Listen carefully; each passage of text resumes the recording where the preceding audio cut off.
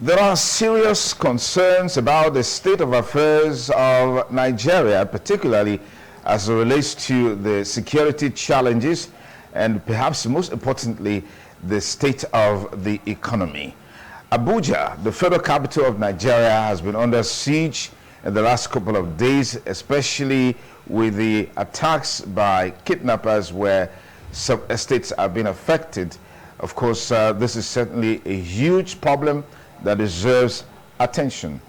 While we ponder on that is the superstructure of the economy, which of course benefits all.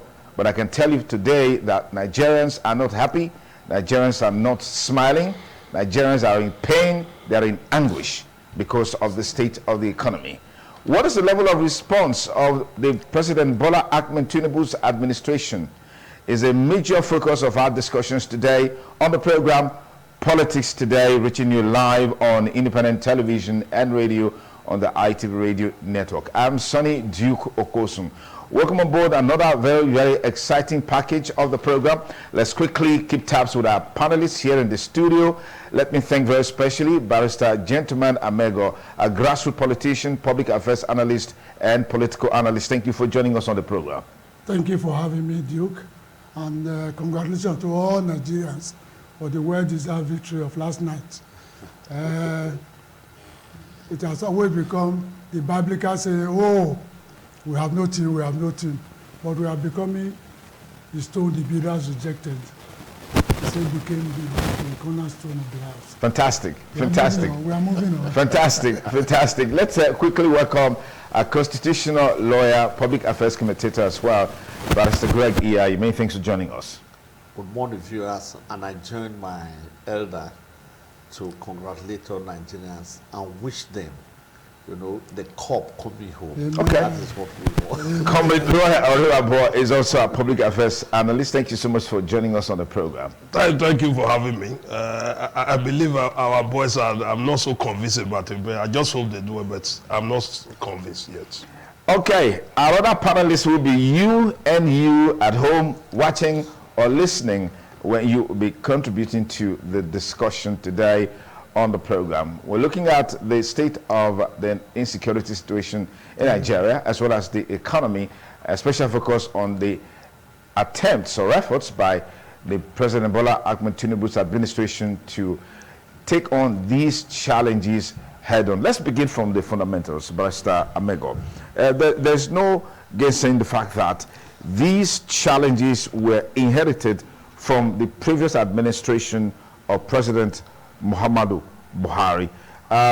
7 months down the line, it's really not enough for anyone to make such a radical change or departure from where we are coming from. Is that not true? It is certainly untrue. Very untrue. If you put somebody in a position, in 1 month, you know where that individual is going. Nobody will see your teeth because you are out for business. Today they are traveling everywhere. Your ministers are buying the dollars. We cannot just know where we are going. It's my party. It's the man that I love. But we have not seen any sign. Do you see the rate at which the Naira is going down? Now Cameroon is better than we are. Burkina Faso is better than we are. One of the most useless currencies in Africa is Nigeria now. This is a country that used to lead the whole of Africa. Where are we going? When I think of what is happening, you want to cry. Jonathan told us, you will all remember me. We are remembering him now. 44 years or 6 years of Jonathan, he stabilized the dollar. They tried to thwart this effort in Iraq. Iraq came out with their whip and sent all these boys from the street. We know those who are in charge of dollars. We know everything rests on the dollar. Can't you send them out of the street? A population of no less than 2%. They are disturbing the whole country, and you cannot say anything about it. Well, let it go to 5,000. I'm only sorry for the young ones in this country. We are already going. Excuse me, sir, we don't know where we are going. And all the economists in this country, all the professors of economics, no one can provide a solution to what is happening today. Buyers and sellers ought to have been arrested, sent away from the street, because it becomes the common theory of economy, supply and demand. How can your minister be buying $1 million And you are aware. You are keeping quiet. The court of law are there. They are the people buying the dollar. You don't have no money to buy dollar yourself. They are the people encouraging it, that they should be selling. You are talking about parallel line or not. It's not all working, both parallel and the other line. No one is working. And unless we do something, we'll begin to use ourselves. Okay, we'll get to that point to find out exactly what can be done to checkmate this trend. But let me get your take on this as a foundational contribution by Barrister Yayi. I think it is quite clear that the economy is in the doldrums. And the two major things that have been done to really win the economy was the supposed removal of the fuel subsidy, and then the devaluation of the naira. You see, the simple law of economics is this, that the law of diminishing returns will set in. Because government after government, when they come, we want to increase the price of fuel. We want to increase the price of fuel.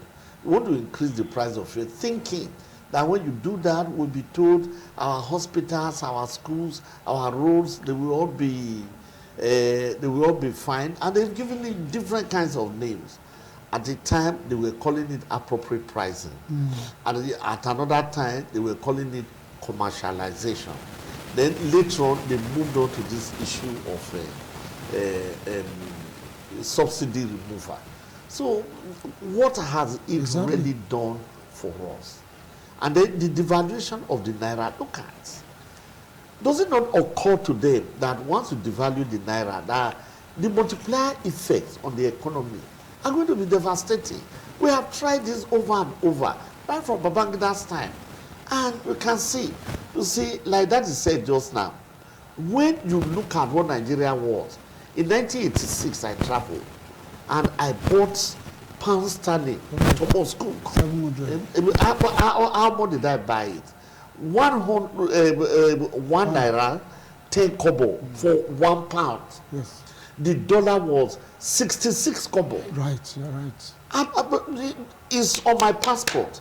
When I look at it, when you even try to tell your children that this is how Nigeria was a few years ago, they doubt you. You know, they doubt you because you just don't.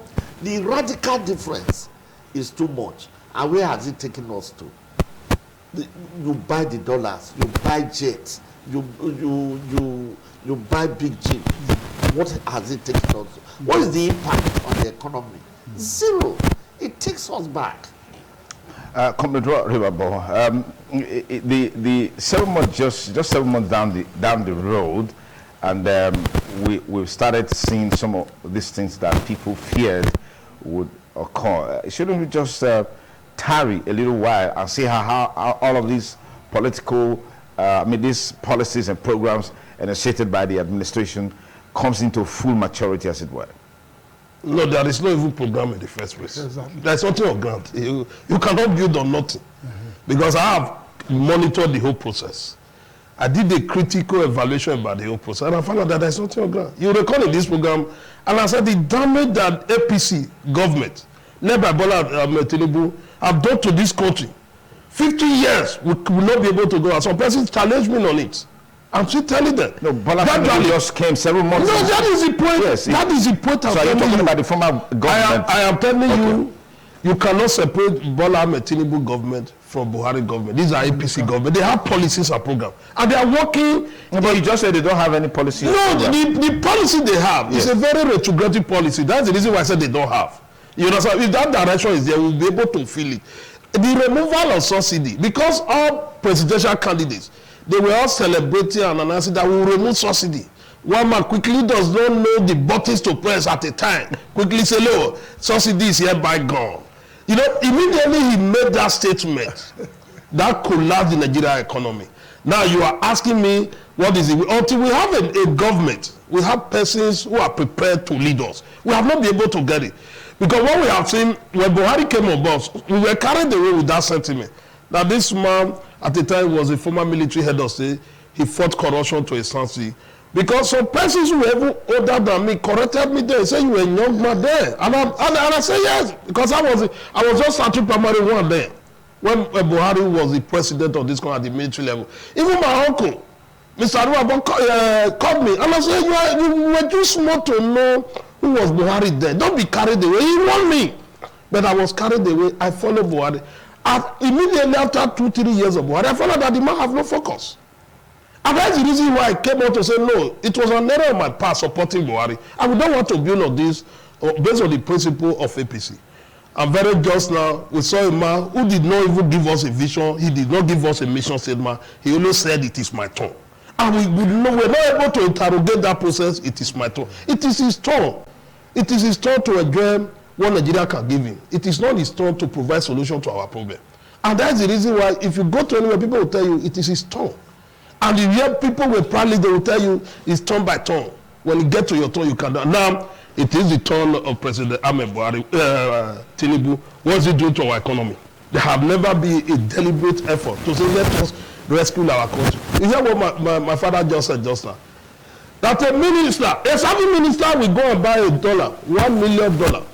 And the president and presidency are aware, nothing will happen. How do you expect the Naira to survive in an arrangement like this? And all the professors of economy we have, and I told them I have respect for you, you went to school, you study economy, but what you studied over the years, the principle of Adam Smith is no longer obtainable in Nigerian situation. Therefore, we cannot continue to look at that principle of Adam Smith, that way demand and supply. We have that level is no longer, it does not work in Nigeria because of the principles and doctrine of economy that was provided by the great economists. Nigerian situation are able to suppress on it to the extent there is no focus, there is no value, there is no headway. Because this is a country, and I continue to tell them until we have to go back and look at it. Nigerian economy has been a sustainable economy, whereby you go to your farm, I go to my farm. You go to your work, I go to my work, then we live on that. There is no proper data to regulate what we are doing. And that is the reason why I was, at the time, I was against removal of subsidy. In that issue, I was supporting the removal of subsidy. But I go back when I discover again that we don't have a data in this country. As a country without data, how do you even justify the removal of subsidy? One, the subsidy payment we have been doing over the years is not a tenable subsidy payment because those money were just allocated for people. As of today, I doubt it seriously. If anybody in government can tell me the numbers of consumption in terms of liter of petroleum product in Nigeria, there's no records. They just sit there in the office and cook stories. They fabricate records. They concoct records. And they want me and you to believe that that is the record. Then by the time they now do that, we now have problems. Do we have economy to fall on the answer? Did you make any effort to demand for these records, and they told you these records were not available? The records, these are just your assumptions. It's not an assumption. This is a product of a research work. This is a product of it. For over 30 years, I've been analyzing Nigerian politics. I don't just go home and sleep. I do research on it. Because you yourself, you are anchored in the program. You cannot conveniently be convinced there is data in Nigeria. Without data, how do you work? How can a country come with a policy where there is no data? We don't have record. If we have record in this country, what have happened over the year, it's enough for you to know there is no record. Okay. Very just now, we saw how the tribunal issue ended. We saw how we were fighting over ourselves about records. You recall that the present serving minister at the time was leading a great protest against the incumbent president in regards to his academic qualification. But now he's not in the government. Therefore, that does not matter. What that shows to me is because there is no records. There is no proper documentation. We don't have where to go back to go and verify all those things. Being a president, you want to lead a country, it's not a cakewalk. It's a product of it. And I keep on telling people, when Obama was aspiring to be president of the United States, you look at the unemployment rate. And he told them, if I come there under 1 month, I will come with a policy that will stabilize. Behold, let me tell you, the man was wrong. Immediately, he activated the structures he have on ground. And he drastically, unemployment was head on. And he said no. And he provided, those are the government we want to see. We are seeing a government in Nigeria because people have not been prepared one day to be government. They have not been prepared to be in government. They have not been able to know what is the problem of the people. A man was he was a governor almost 20-something years ago, 20 years. You are using him after 20 years. You cannot even hold on for opinion for 4 years. It doesn't matter. No matter how can you hold on for one opinion for 4 years. Something is wrong with you. How can we not be holding as a country? We are carried away. Let me pause it there for I'm really bothered. I'm worried. I'll come back to you. What surprised me, finally, let me tell you, what surprised me this morning, before at the big December, we could go and call my family, we will buy Akara, worth 800. 4 of us, 5 of us in the family, we will take that akara and be very comfortable as a breakfast. I was surprised this morning. I said, don't get me akara, and I even gave 1.5. Akara 1.5 could don't sustain one person. You know, these are the issues. These are issues we can verify. Where are we going? All right, Bryce Amego, that brings home the real issues, the plight of the ordinary man on the street, the survival efforts of the ordinary man in the street. With the removal of subsidy came with a statement that palliatives will be given. We are aware now the federal government is owing palliatives. At the state level, I mean, there are questions about how this so-called palliatives is being distributed or is being channeled. And the poorest of the poor that we were told, we can see what has happened to Betadu Gate and the other lady who was in that humanitarian affairs ministry, all the billions of money surrounding the corruption scandals. I'd like to get your take on the plight of the ordinary Nigerians. Well, Duke, here we are back again to square one. But before I say something on that, let me agree with my good brother. You know, when I was at the party headquarters, I was the secretary, the founding secretary of APC. Prince Omari was my chairman.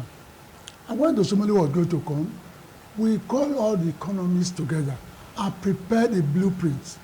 I said, we're not going to campaign without a blueprint.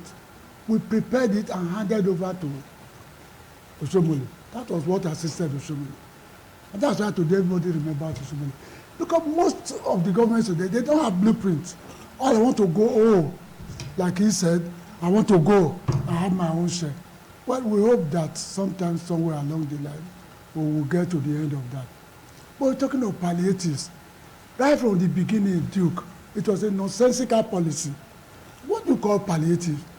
There's a policy of, let me teach them how to kill fish and not to give them a fish to eat. If you give me that microscopic bag of rice today, will my children and myself, what happened day after tomorrow? It didn't mean anything to me. It didn't mean to a number of people with the hairs on their shoulder. Just go and fight for palliative. That was a very stupid policy. It has been on. It's not Tinubu that started it. Because they want a way to chop if you like.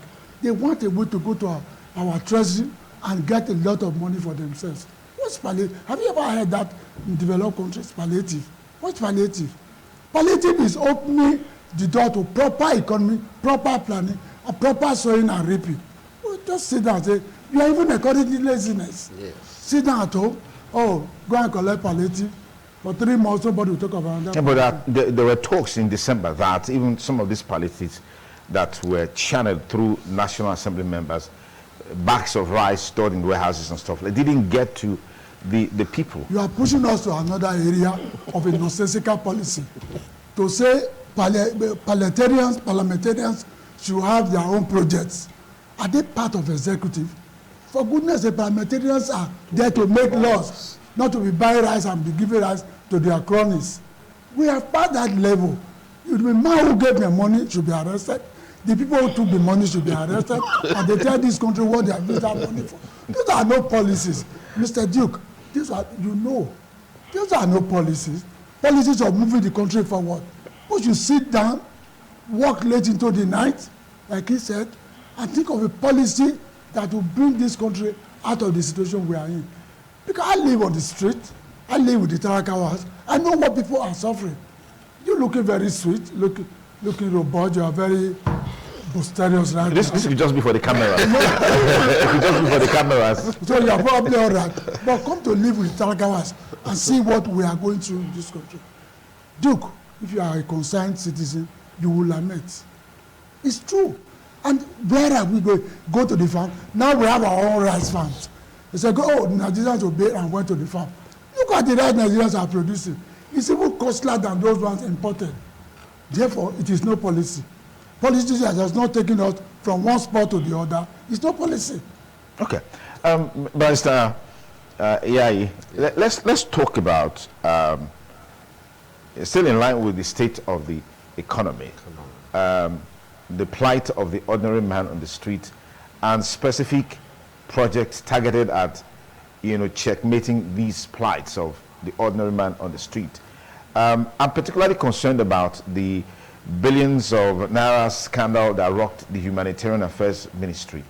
Incidentally, we had all of those stories with the previous administration, yes, and literally continued with the present administration following the suspension of the minister there. And the chief of staff to the president was also allegedly fingered in this whole, issue. I'd like to get your perspective along those lines. And even the Minister of Interior. Yes. So, where are they? So they are still very much in power today. What we are saying is that if you look at the financial profligacy of the ruling class, indeed, you shed tears. You really shed tears.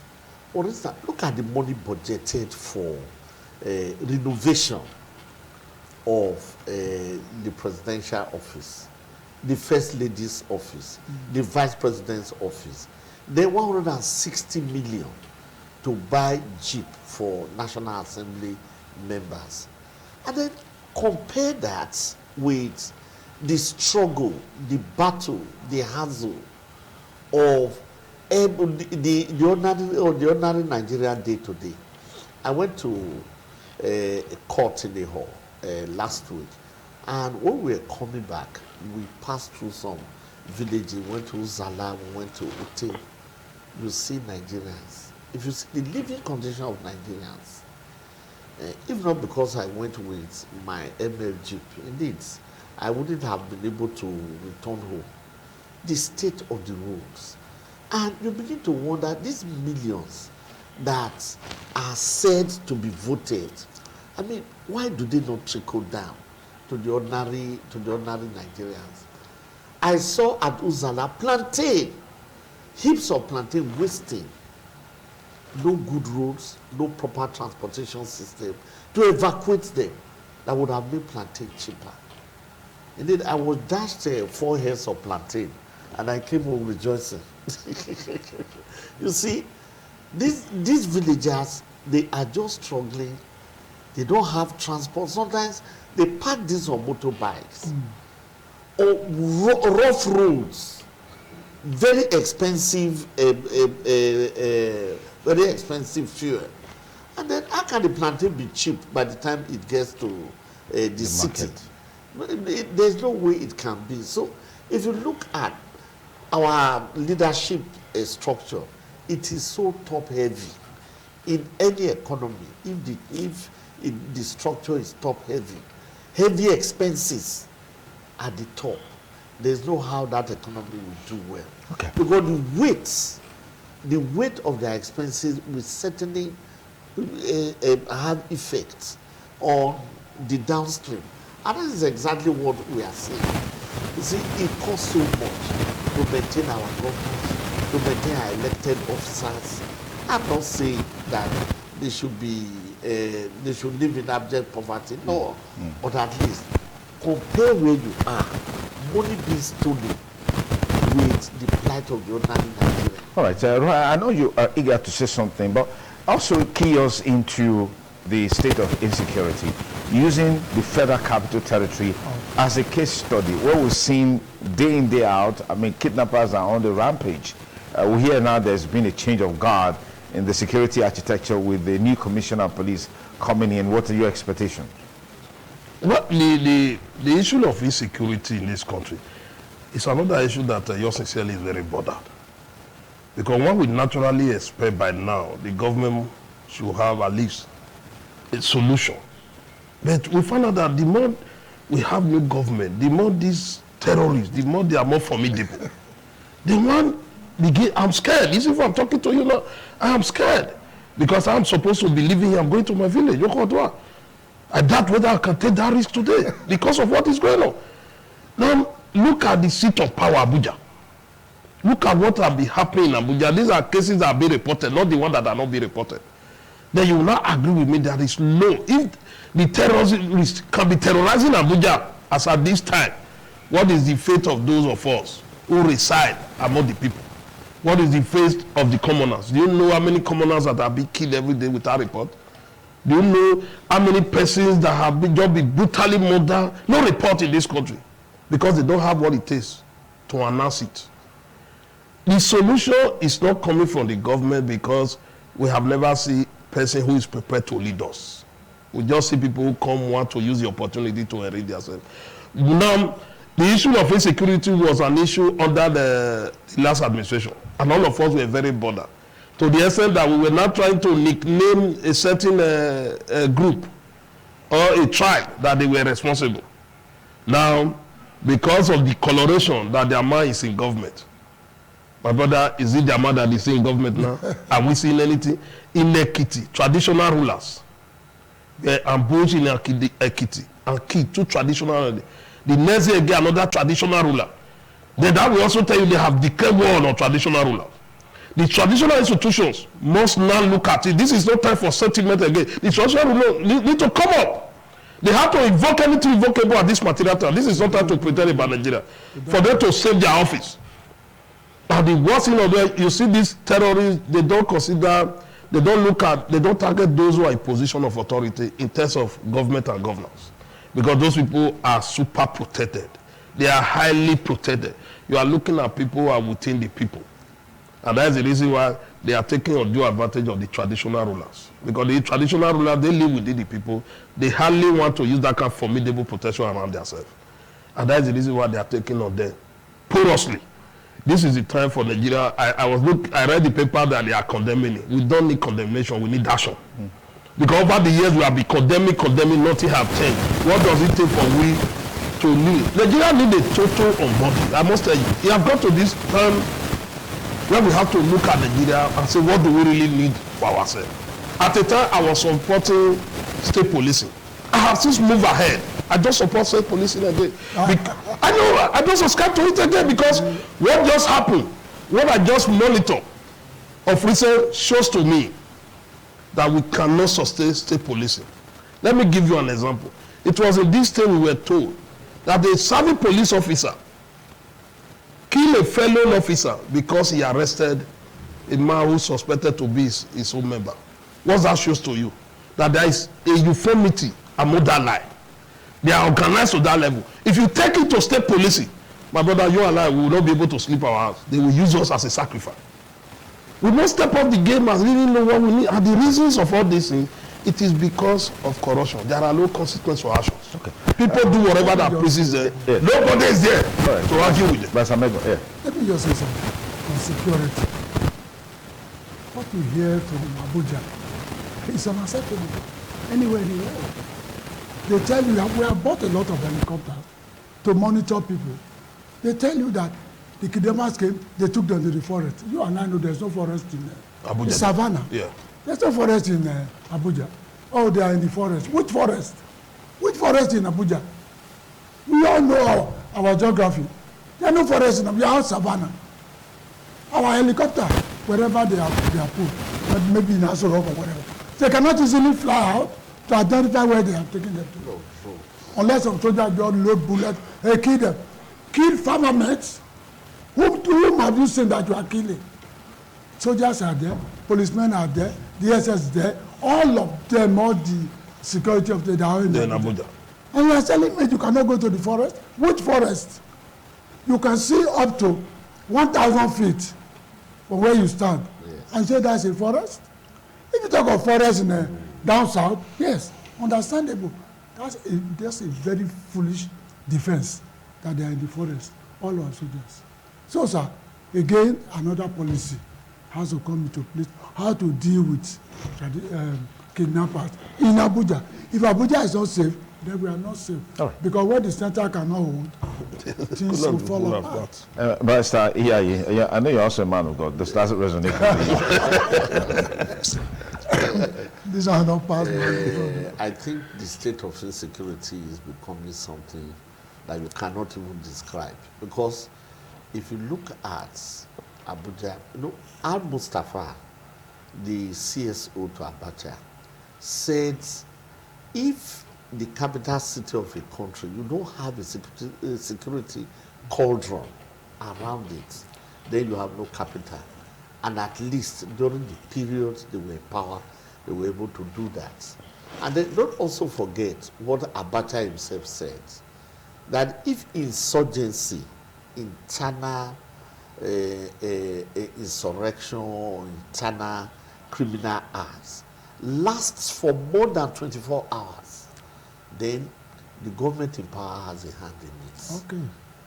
And he said it very boldly. He said he had been in the army and he knows what he's talking about. That if there's any internal insurgency or insecurity issues that last for more than 24 hours, that the government in power has a hand in it. You see, I'm a little bit curious. Before the election, there was a law and there was seeming security. But after the election, as the government has settled down, look at what is happening. Look at what just happened in Plateau. About 7 villages, communities, they have totally been wiped out. Yes. And all the people, they are in IDP camps. They said these people operated for 3 days. 3 days. After they have finished operating, security agents that came. Calls were made. People made desperate attempts. Those that escaped through some hidden routes, they were able to reach security agents in town. Our villages are burning. They are killing and maiming people. Nobody went there. No. And when they finished, they now came. Condolence visits. Yes. You know, Nigerians are impatient people. And our leadership, they are taking us for granted. Then you go to the hospital bed and start patting the person whose leg has been cut off and who is struggling between life and death. And you say you are on condolence visits. And then you start giving wrappers and rice and beans to those who are in IDP camp. 7 villages wiped out completely. What is happening? Well, I'm suspicious. If there are no 5th columnists in government, or if there's a secret plan to wipe out a certain group of people, look at the way traditional rulers are being mown down. And one of the traditional rulers, the one in Kwara State, is a retired army general. Yes. Are they targeting certain people that are trying to fight insecurity or expose some things? I'm curious about that. Okay, we have seen some state governments take action to set up local insecurity structure or security structures to tackle this. I mean, just yesterday or so, I think it was in Zamfara State or Katsina State that we saw them setting up a local, then we cannot forget Amotokun in the west. Yes. I don't know if it's also effective in Ekiti State, because Ekiti State has always been in the news for incidents like this, except in those states where a church was attacked and we know what has happened. But that seems to have given some sort of security coverage to this community. What do you make of it? Because you are saying now that you are now against state police because of what you've heard. Yeah. But is that enough? Can't you look for ways and means to ensure that we structure state police in such a way and manner that it can be more effective and efficient? I mean, I think it's the PDP Governors Forum that are now calling for state police after donating about 100 million naira to the victims of the attacks in Plateau State. State police will not work at this material time in Nigeria. It will not work. Let us not be carried away with what we are saying. One, before we embark on that road of calling for state police, let us sit down together and discuss what do we really need, what do we want for ourselves as a people. We must underline those things. Because once a purpose is not known, that are bound to be abused. Now, state policing by concept is good, but who are those to manage it? These are my fears. You know, in government, the kind of government that is being run in Nigeria, is it run in any part of the world? That your president can just wake up and leave you, even when there are issues, people are being killing, you just say I'm going for a private visit. He will just go and people will not be guessing. Some will say it's in Uroligbe, some will say in Okodwa, some will say it's in Emokamwa.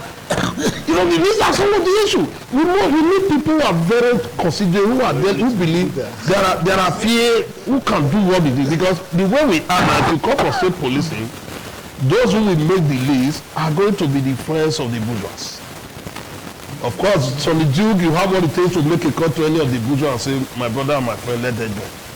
It is people like us who know the genuine people, because we don't have the connection and the contact, we will not be able.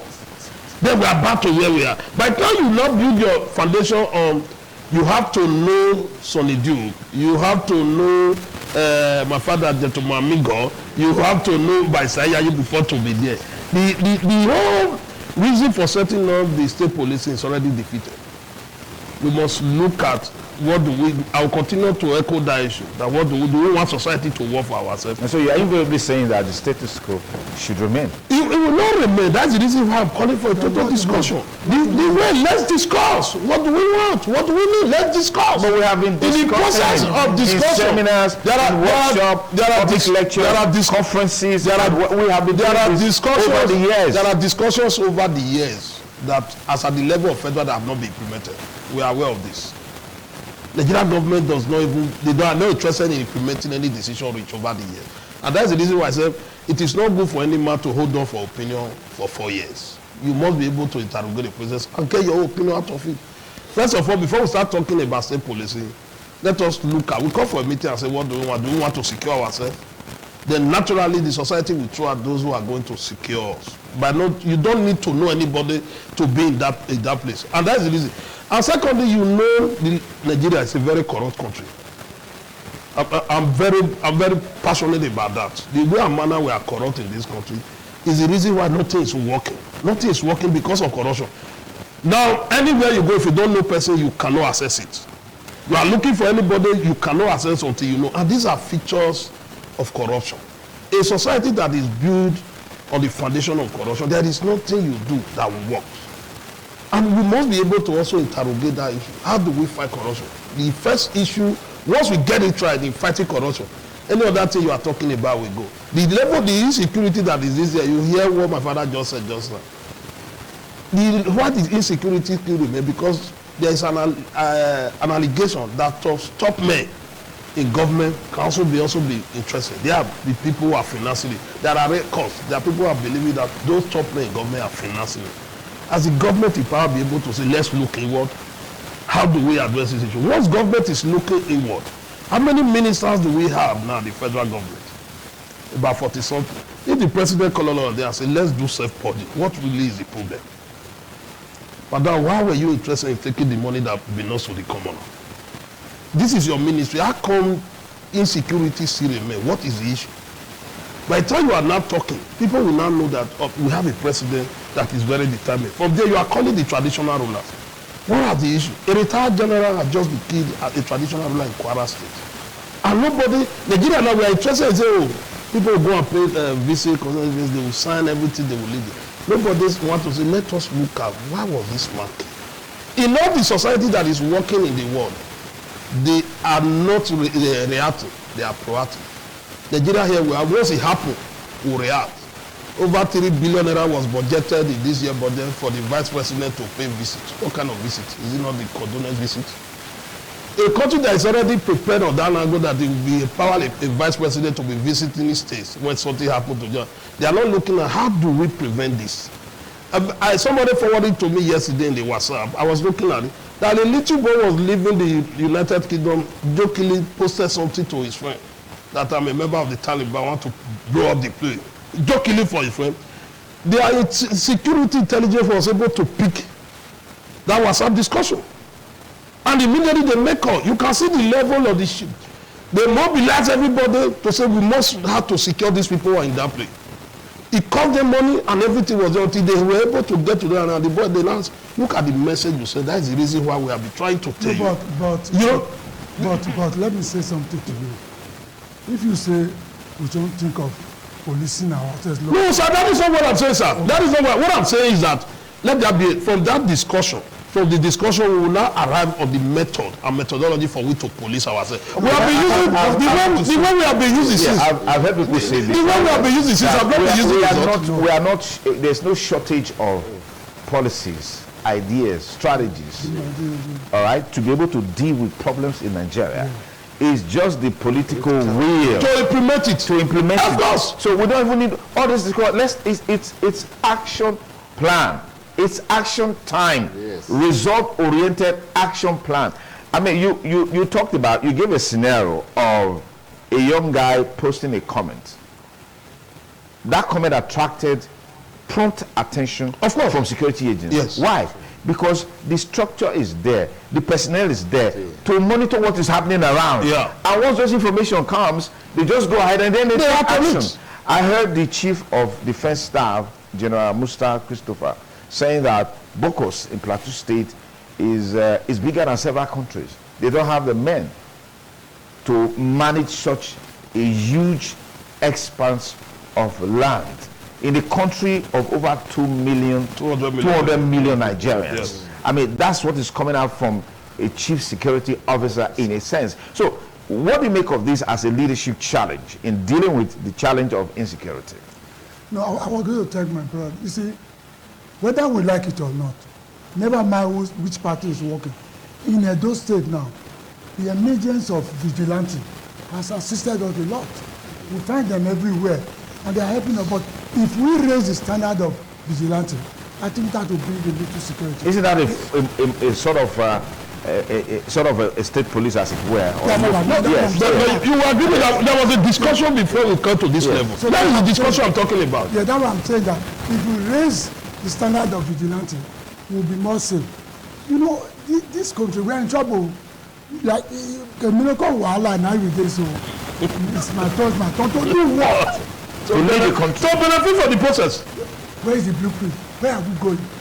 These are the problems. You see, we have to sit down. If we have failed, or if we fail, let us create a frontier for the kidnappers and the people who are disturbing us.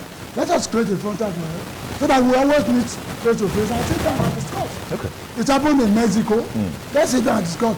Now, what do you want? That is the discussion I'm talking about. It might look feministic, or it might look whatever. It might look like that of a coward.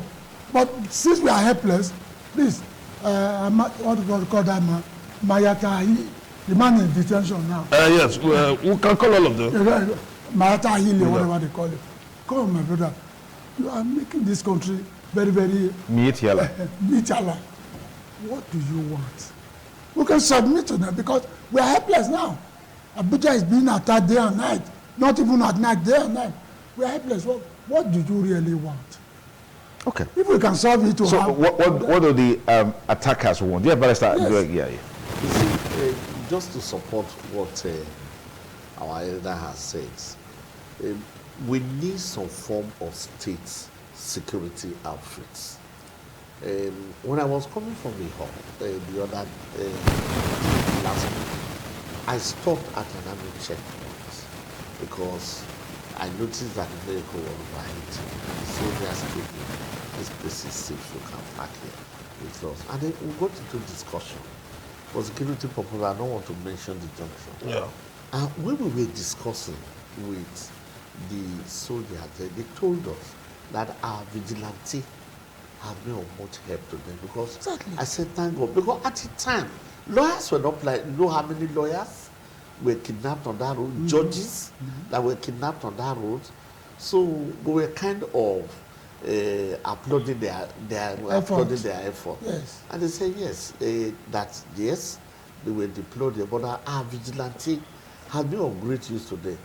One of them told me, he said, we don't know the terrain, but we have the ammunition, we have the will, and that there was even a time they pursued people into the forest in the night. They said, but that was because the vigilante here, some of them are local hunters. They know the forest.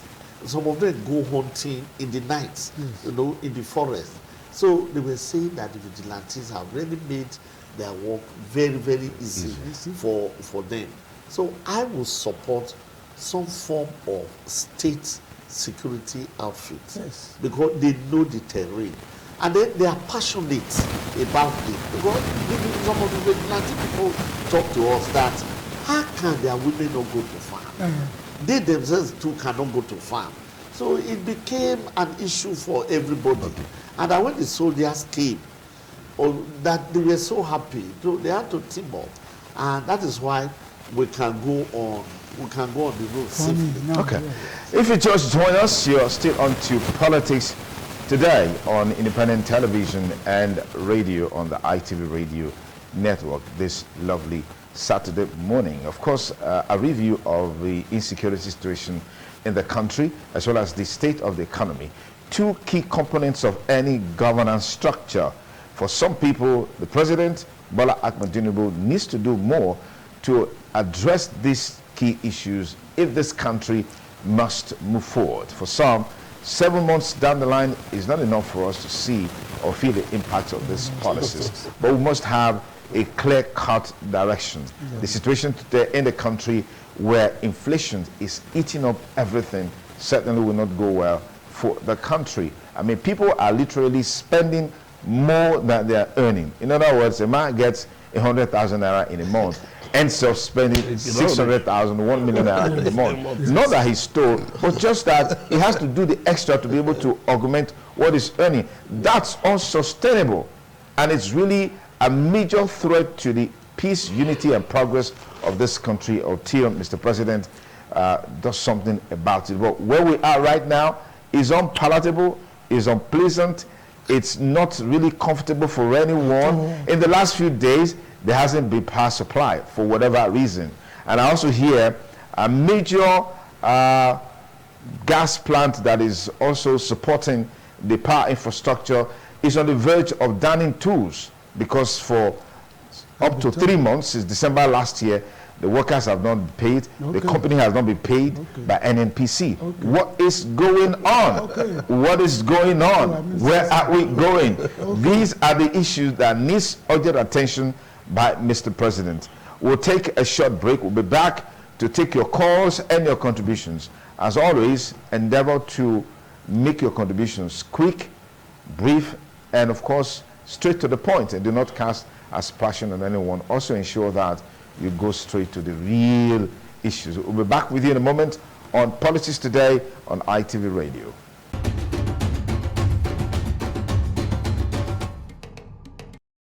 Many thanks again for rejoining me on the program Politics Today on independent television and radio on the ITV network. Yes, we are grappling with the twin problems, twin monsters of insecurity and economy, which of course is biting hard on Nigerians. There are speculations that there are possibilities of fuel price going on. Sometimes you go around, you find queues here and there, but we don't know how sustainable that statement is or how real that statement is. But the onus is on the government of the day to step up and do something about the cries and the pains and the anguish of Nigerians. We'll open our studio lines now so you can also call and be part of the discussion. Please, when your call goes through, endeavor to turn down the audio level of your television or radio set so we can hear you loud and clear, and then of course we can have a very meaningful contributions and conversation. Well, while we wait for the calls to start coming, okay, let's begin with our first caller now. You dial the number right now, right away, and then of course you'll be part of the discussion. The number is on the screen, but for those listening on radio, the number is 080-7777-0300. I'll take that again. The studio line is 080-7777-0300. Good morning, caller. Tell us your name and where you're calling us from. Well, network is acting up. And today, as we've seen in the last couple of days, is also part of the challenges that we're talking about. Hello, caller. Good morning. What's your name? Good morning, caller. What's your name? You're on Politics Today Live. Good morning, caller. Tell us your name and where you're calling. We lost that call. We hope you'll be able to call back. Yeah, good morning, caller. What's your name? Yes, I'm John calling from Jared. All right, John, go ahead, please. For me, I want to salute your guest analysts there. They've done justice for the nitty-gritty. It's obvious that we don't have a country. It's just unfortunate that it's a fraud. No, John, we do have a country, and the name of the country is Nigeria, irrespective of what you feel about it. Okay, I take that back. Thank you. It's not obvious that PPC has become a scam before our very eyes. Everything they promise is all about opposite. In a country where the president cannot address the constitution institutional restructuring and look at the yearnings of the people, public opinion has vanished. It's just a roller coaster, a bandwagon of continuation of the, the wickedness. There's no sugarcoating it. It's just the wickedness and the heartlessness for one citizen is what we are seeing in manifestation. And it should not get better. Nigerians must come out and do a peaceful takeover of their country by a way of peaceful demonstration, the way other countries have done it. There is no way forward. All right, we'll just advise that we do not use this platform to call out people for protest. And let's try and focus on the issue. Yes, we know that things are not the way they ought to be against the background of the state of the economy, insecurity, and all that challenges. Thank you very much, John, for your contribution. Hello, caller. Good morning. Tell us your name and where you're calling from. Good morning. Good morning, Mr. Duke. Yes, this is Olai Daniel. Okay, where is Olai Daniels calling us from? Yes, I'm calling from Okoro. Go ahead, please. Yes, I want to respect your panelists there. They have spoken their mind, and that is the truth. Nigerians are suffering. When Tinubu was going to come in, he said he was going to repair this country. He was going to make this good for us. Look at the price of dollars, inflation everywhere, fuel everywhere. And this is not good enough. We should please call him to order. Let him sit down and begin to address some of these issues. Nigerians are suffering. Imagine there's no light, insecurity. What are we actually benefiting from this country? Okay. It is, please, from this video, let him also listen. And also know that we Nigerians are actually suffering. Everybody is getting the pain. Okay. Like your parents have said, they have spoken their mind. So please let us appeal to the president.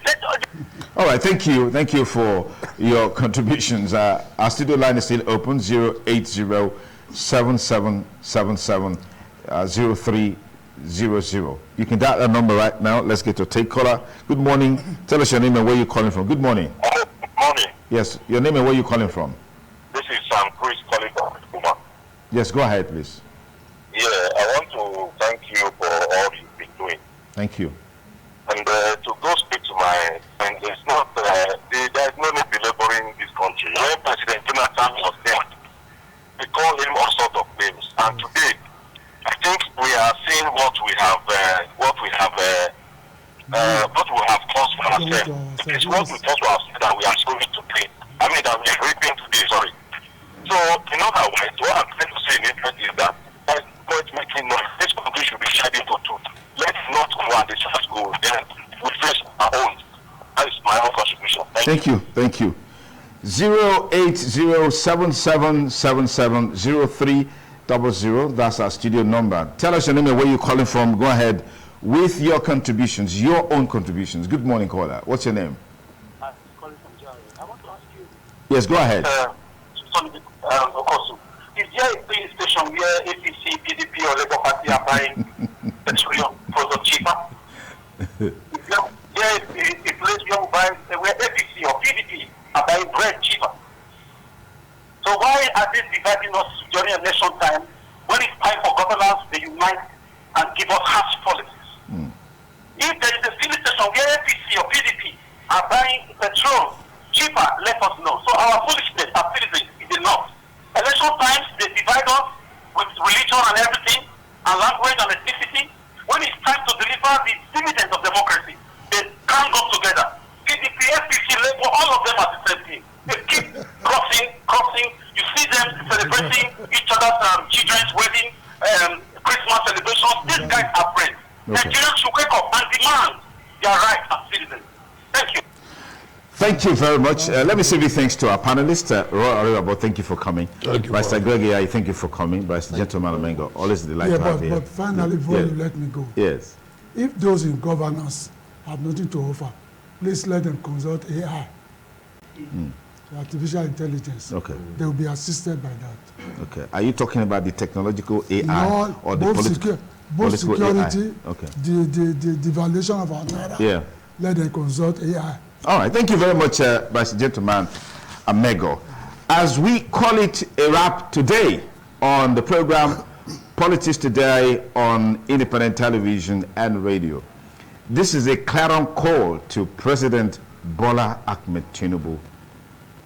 You were the one who promised to fix the insecurity problem in Nigeria, not Nigerians. Mr. President, You promised to fix the economy. You promised to fix unemployment, fix education, fix the health sector, and take Nigeria from where it was to a higher pedestal. I can tell you for sure, Mr. President, as we speak today, Nigerians are angry, Nigerians are hungry, Nigerians are in anguish, they are in pains, they are not happy with the state of affairs. Inflation is eating up everything. People can't go to work, people can't feed, people can't do anything meaningful. While all of this is going on, where is Mr. President? He's on his way to France on a private visit. A visit that a legal luminary has described as illegal because it's unofficial. The French president can't give official recognition to that visit because it's a private visit. You made all these promises. You told Nigerians you were going to fix this country. 7 months down the line, there is absolutely nothing to show for it. Insecurity is taking its toll on the populace every day. The economy is in a comatose. How do we deal with this issue? You have to provide leadership. What that means is that Mr. President needs to sit down and address these problems. We've seen impacts made, but they are so insignificant. In fact, impacts that haven't been made are more significant compared to impacts that have been made. You were touted as somebody who can headhunt, go through the length and breadth of this country, bring eggheads. Those we have seen so far, particularly the Humanitarian Affairs Minister, is a complete embarrassment to you, to the federal government, and to Nigerians. Nigerians are not happy, and let's not take the calmness or quietness of the people for granted, because it's just a keg of gunpowder that is waiting to explode, and when it does explode, it will fall on everyone. We have suffered too much, there have been too much pains, and nobody knows when it's going to end. But you have a responsibility now, Mr. President Bola Ahmed Tinubu. You have the opportunity now. You have the authority now because you are the Commander-in-Chief of the Federal Republic of Nigeria to right the wrongs of the past, to change the narratives, and take Nigeria to where it ought to be. That's my closeout on Policies Today on ITV Radio. Thank you for watching.